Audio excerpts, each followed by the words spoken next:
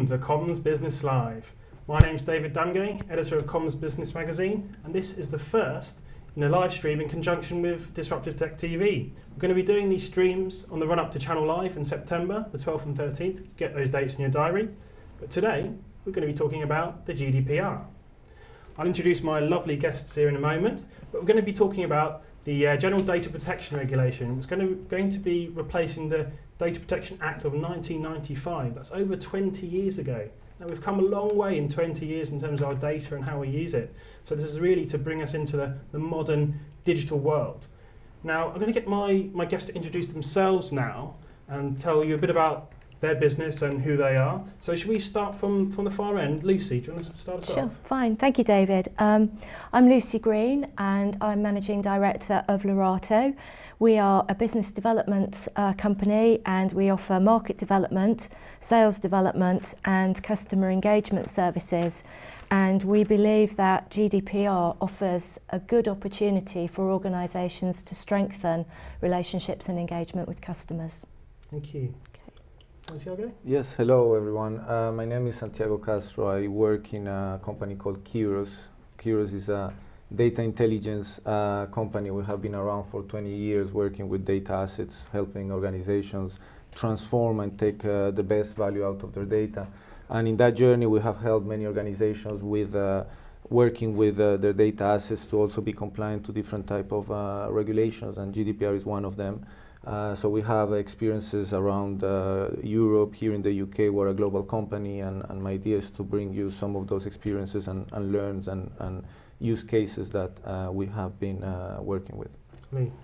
Deborah, or Debs. Hello, yes, Debs Dodson. I'm the Channel Alliances lead for Logarithm in Europe, Middle East and Africa, and Logarithm are a security intelligence vendor, so we're all about helping our customers get visibility, quick visibility to detect and respond to data breaches quickly. Lovely. Okay, so in my mind, there's two facets to GDPR. There's being compliant yourself, and then hopefully helping your customers to be compliant as well. You mentioned in your intro there, Lucy, that you've been going through this process. Do you want to tell us a little bit about that and how it's going for you? Sure, yeah. So our approach to becoming GDPR compliant has been very practical, and we're taking it steadily. So what we've done is we've been onto the Information Commissioner's Office's website, and I would recommend, if you're looking at starting to comply with GDPR, go to ICAO.org.uk. And what we did is we downloaded the 12 steps to compliance, and there is a very helpful self-assessment questionnaire. And basically from that, if you work through the questionnaire and the 12 steps, you can build a project plan from that, which we've done, and I'd be happy to share that if anybody wants it. It's ours, but it's come from there, so people could share it. And what we found actually is that the information provided by the Information Commissioner is really good. It's very practical, and as long as you take it a step at a time rather than try and leap to the end and think you've got to comply all at once, then it's actually fine. So I wouldn't, I don't think it's anything to be afraid of, GDPR compliance. Just take it steady, and you'll be okay. Okay, do you agree with that, Debs? I mean, simple 12-step program. I mean, is it that simple for the channel, do you think? I think it should be simple, but I do think that the guidelines can be confusing. And I think from the feedback that I had at InfoSec last week when I was talking to channel partners, a lot of companies just don't have it as top of mind at the moment. They get distracted by other things that happen, like WannaCry, for example. Yeah. So, that's completely distracted everybody. So looking at GDPR compliance then goes to the bottom of the list. So, I mean, it should be simple, but is it simple today? Probably not. I mean, we're just under a year away now. May 25th, 2018. Remember that date? Yeah. So, I mean, really, do people need to be starting this journey now? Yes. Can you afford to be distracted by, WannaCry and the like? Santiago, what do you think? Yeah, I guess the main point here is that it can be simple, it can be complex, it depends on your organization. Some organizations are small, some are very big, some organizations have a lot of data assets and architectures that are complicated. If you come from a merger acquisitions, I don't tell you the mess it can be. So what I think is the best is just to start now mapping your data life cycle to understand what's the complexity of it, put a schedule for a year of activities, and then maybe relax and sit back if you think you have time, or start acting, but at least do a conscious decision of my problem is easy, I'm on top of it, or my problem is more complicated than that. It's better to be compliant and have a bit of spare time at the end than not, I guess. Correct. Okay, so you mentioned the sort of complexities there, and Debs, you mentioned getting a few question marks from channel partners. What kind of misconceptions are coming out via your channel partners? What are they misinterpreting perhaps? I think one of the biggest misconceptions is about who it affects. And I think for global systems integrators, they need to understand, that this affects all organisations within the European Union. So if they're selling to a global organisation, they need to take GDPR into consideration when they're selling into the European states. And I think that's something that, we certainly need to press upon our channel community, that they need to have that as top of mind. This isn't an opt-in or an opt-out directive. If you're selling into the European Union, you need to be on top of GDPR. Absolutely. And of course, we're obviously leaving the EU, but this is very much going to still apply whilst we're in it, at least. I mean, do you have any expectation as to after that? Brexit makes no difference to GDPR compliance. The government's already made a statement about that, and the timeline for the negotiation means that it's in force anyway, so we won't withdraw from it. So you can't use that as an excuse. You've got to comply. Okay. So translating this message to your customers, what are the key stumbling blocks you're coming across? Santiago, do you want to kick us off with that? Yeah, I guess the most important thing is to understand the spirit of the law. The law was created in order to give customers more trust in the organizations that hold the information about them, right? So in a way, it's a positive, positive movement. So as long as you can prove that you control the information you hold, as you said at the beginning, I completely agree, you can actually give more trust to your customers, and customers will be willing sharing information. Therefore, you can have better customer service, improve retention, Amazon is the first that told you when you buy that, you may want to buy that. Well, that type of insights into your behavior is because you are sharing information, and it's actually positive that organizations understand how you behave if you're going to serve them better, but if you trust as well how they keep the information. So I think that is the main point here. It's about showing your customers they can trust you, and you are going to serve them better. Okay. What can the channel do? What can the channel partners do to better prepare their customers, in your eyes, Debs? Well, I think they need to start on their journey to compliance as well.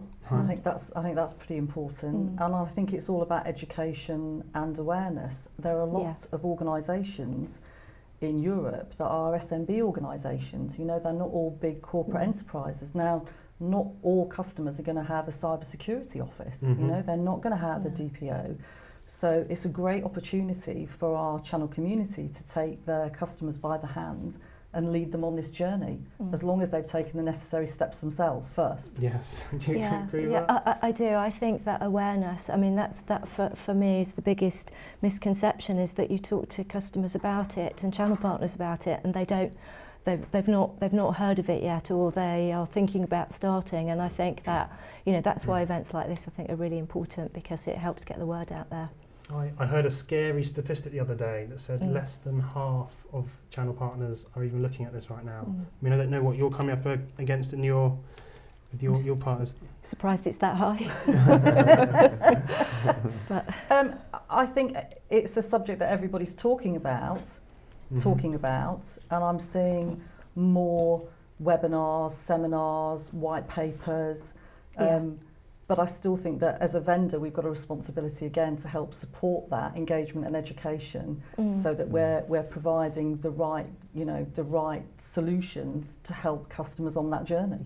Yeah. Absolutely. Okay. I've had lots of conversations about this in the last few months. It just seems to be GDPR everywhere. Now, it seems to me it's more of a legal question than a technical one. The technical abilities to protect data have, been around for a long time. Is it more about covering your own back than protecting your customers? How do you agree with that statement? Well, I think there are two elements of that. On one side, yeah, of course, people need to be aware of the consequences of not being compliant and, fines, reputation damage, all these. So, yeah, that often mobilizes organizations. But at the end of the day, as I was saying before, is also an opportunity for you to actually have more understanding of the data you hold and do more with it. So improve your service again, improve your customer retention. So I do think it's not just about covering your back, it's really the moment to get some good projects on data intelligence, become more disruptive in the market, do better offerings out there with the data that you hold. You mentioned the fines there. Should we touch on this? Up to, it's 4% of your worldwide turnover or 20 million euros, whichever's greater. Yeah. That's potentially devastating, surely, for some companies. Do you want to take us through maybe some of the tiers? There's a few different tiers of fines, aren't there? Yes, there are different tiers of fines, and of course every tier is kind of targeted to a different size, but in any case it could be devastating depending on your size. So one of the problems I come across is people don't know what kind of breach equals what kind of fine. Well, I think that the Information Commissioner has been quite clear about this, is that they want people to comply. So, a big part of the new legislation is to bring some sense into conflicting and contradictory legislation that's been out there in the past and make it simpler, as well as making it more onerous for you to respect people's privacy, which I think is just a result of a lot of historic abuse of spamming and cold calling and etc. But the Information Commissioner, they want you to comply. So if you're trying to comply and you can show that you're trying to follow the advice, and that, if you do get a breach but it's a genuine mistake, or someone's failed to follow a process that's in place, then I think they will work with you to help you put things right. On the other hand, if you're an organisation, you're just saying, well, actually, I don't need to worry about this, and I'll ignore it, and you don't have things in place, then I think you should expect to feel the wrath of the Commissioner and the fines. It's interesting you say that. Will the ICAO be able to actually follow through on this? They're crying out for funding. I mean, policing GDPR is... it's not an easy task. It isn't an easy task, no. But you are required to notify in terms of the event of a breach, and I think if you didn't do that and then you were found out, if you like, that you would be in more trouble. I think it's in everybody's interest to try and comply, and the Information Commissioner is there to help, but they're not a fine generating machine. They're there to try and help compliance. Absolutely. Okay, so there are a lot of companies out there that are already coming to market with GDPR compliant solutions. I mean, we're a year away. Is this a bit of a dangerous game to play at this point? What do you think, Debs?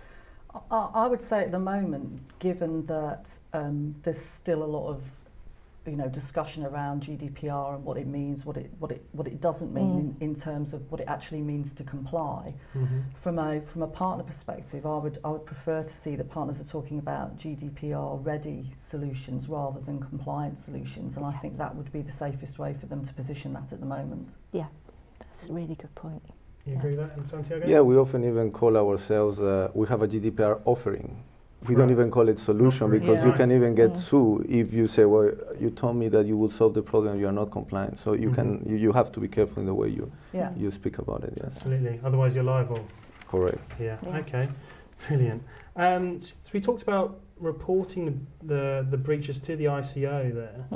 What's the process? It's within, is it 72 hours? Do you want to take us through that, Lisa? I'd rather delegate Santiago, to Santiago, I think. Thank you. Yes, well, that's an interesting question. For that, you really need to put in place technology. So I was saying, first you need to map your information flow to understand, who touches the data, who inputs data, who changes data, all this type of. But once you have that, you need to put governance and tools that allows you to, of course, automate all that, and security as well, and tools that allows you to find whenever somebody breach, automatically you will generate a flag. So you can very quickly go and, within 72 hours or less, explain to customers. The reason being, I have myself experienced an example where I was, I was client of a telecoms company. They got a breach, they didn't notify, and a couple of days after I got some calls saying they were from the company and asking me for my credit card because I was supposed to have not paid some of the transactions or some of the calls I did. Because I wasn't notified, I was about to give my credit card. So that is where I was saying this law is to protect customers. So if something happened, at least the customers know that, okay, cybersecurity is very difficult. If you get a breach, at least notify me so I know that there may be someone trying to do something with my data. It's interesting, the notification of customers there. I had an example the other day where customer was breached. They have 100 million customers, so quite a big one, and they couldn't determine who had data stolen from, and they ended up having to go to everyone. And that cost an inordinate amount of money. It was absolutely ridiculous. And that's where I was saying you need automated tools to help you, because if you want to do that manually, when you're a big organization, it will cost you more than, you just name it. And I think if I could interject in here, it's a really important point, because research shows that organisations take months to detect a breach. They take months, and look at the GDPR regulations. You've got 72 hours to respond. So reducing that time from detection to response is going to be critical. And again, that's where the channel community can play a really important part in helping customers understand that and helping them adopt and develop the right policies to do that. And it's the same, that I know that larger organisations have a bigger overhead, but small organisations, they hold a lot of data. And I think the channel has got an opportunity to work with small and large customers to help them to comply and help them to register as well. Because when you start to comply, you have to go and register on the ICAO website, and then that takes you through the process and tells you how to notify of a breach and so on. But it's just as important, I think, for a small business as it is for a large one. Absolutely. The channel is really, it really could be key. Captures the SMB, doesn't it? Yes. So it's going to have a pretty core role in. Yeah, absolutely. Absolutely. Okay. So where are we? So what we're saying is this is not an enterprise-only headache, is it? No. This is an everyone headache. Everyone headache. If you're a small business and you've got a CRM, you have to comply in full. It's that simple. So come May next year, May 25th, what do you expect to see in the first few months of this regulation being enforced? I think that there will be a few high-profile fines to encourage compliance, and I think that depending on how the ICAO gets funded, that there will be more help for people to because we're bound to get some things wrong. We're all human. There will be more help to rectify processes, data handling, etc. from the ICAO. It's interesting. Once the fines kick in, so last year £880,000 worth of fines were handed out by the ICAO. Under the new rules, according to NCC Group, that would have been £69 million. Yeah. That's incredible. So one question is, where's the money going? It's a good question. The answer to that isn't clear, is it? I don't know. You don't know. Santiago, so what are you expecting to see?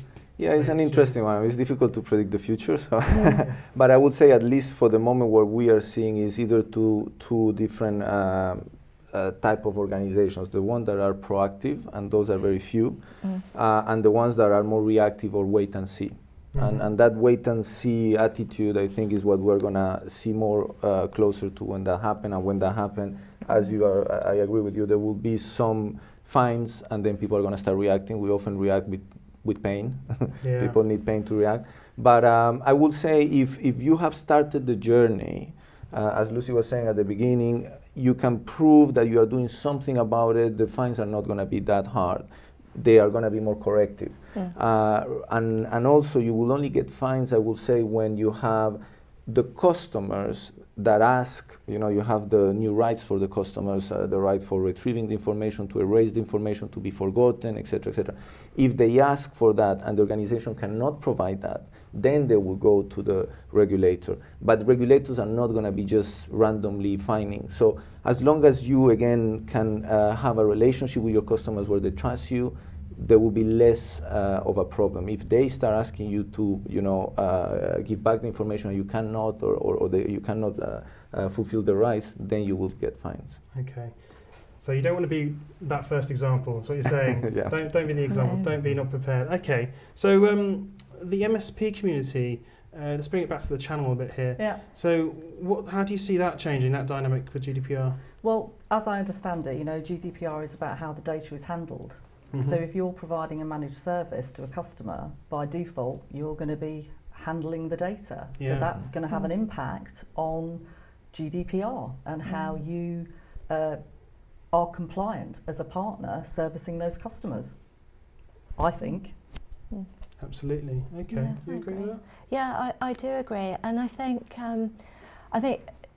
it's slightly away from the channel, but I think it's an interesting example of someone that did get fined. So this was a European airline who got fined, I think it was £72,000 by the Information Commissioner, because they were getting ready to comply with GDPR.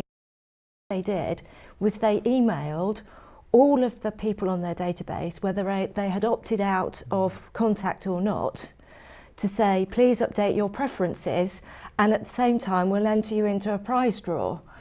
And so you've got to be careful when you're handling people's data, because actually, if they've already opted out, then they're protected by existing data protection legislation. So this company was fined for breaching existing legislation when they were trying to get ready for the new legislation. So you really have to think about, and a word for MSPs is think about, what contact do I have with my customers? What does that engagement look like? Is it a billing relationship? Is it a customer service relationship? Is it a sales relationship? Because that will involve different data. You'll be handling in different ways, and you're likely to need different types of consent. So you've really just going back to your point, which I would completely endorse. You've got to model your data. You've got to know where it's going, what you're using it for, why you're holding it. And the other thing is that this new legislation means that you shouldn't hold on for it to hold on to it for too long. So there is a requirement for you to delete. And you've got to factor all of that in to your business. And that's along with the right to be forgotten as well, which Santiago mentioned. Yeah, the right to be forgotten is interesting because, and we're struggling with this one at the moment, because if somebody contacts us and says, well, we don't want to be on your database anymore, okay, so we'll take you off, but do we keep a record of whether we've taken you off? Because otherwise, how will we remember that we've got to forget you? And we're struggling with that a bit at the moment. Right, okay. So it's just one of the nuances. But you work your way through it. Absolutely. So for the channel, what are your recommendations? Where should they start to kick off their journey on the GDPR? Debs? They need to get educated themselves. Yes. They need to understand the GDPR regulations. They need to start their journey to compliance. They need to work with their vendor partners to ensure that they're doing that, and they need to educate their customers, make them aware, start that awareness early so that we don't have this mad rush when we get into into January 2018, because my fear is for the larger organisations, they're going to already be engaging with audit companies. For the smaller SMB customers, and there are a lot of them in the European Union, where are they going to go? Yeah, Okay. It's all going to be a bit of a rush. So it's Absolutely. really all around educate themselves and then educate their customers and make them aware. Okay, lovely. Yeah, Right, we're almost at the end of the session now. So, guys, do you want to give us some key takeaways for our audience at home? Debs has given us a few there. Santiago, what's the key message from today? Yeah, key message.